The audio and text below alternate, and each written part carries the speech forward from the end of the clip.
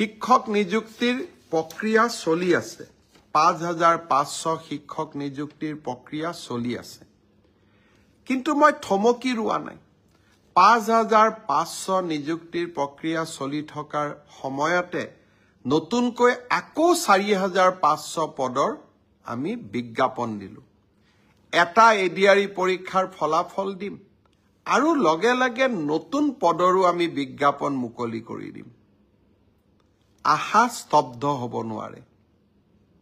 আমাৰ সপোনবিলাকক আমি পম খেদি থাকিম আৰু যিসকলে চৰকাৰী কৰ্মসংস্থাপন নাপাব তেওঁলোকৰ কাৰণে মুখ্যমন্ত্ৰীৰ আত্মনিৰ্ভৰ অসম সেমি কণ্ডাক্টৰৰ দৰে অজস্ৰ উদ্যোগ আমি সকলোৰে বাবে এখন সপোনৰ অসম ভূমি আমি নিৰ্মাণ কৰিম নতুন বছৰৰ আৰম্ভণিতে অলপ আশাৰ কথা কৈছো অসমত নিৰাশাৰ কথা কোৱা মানুহ বহুত আছে তেওঁলোকৰ পৰা অলপ ব্যতিক্ৰমত গৈ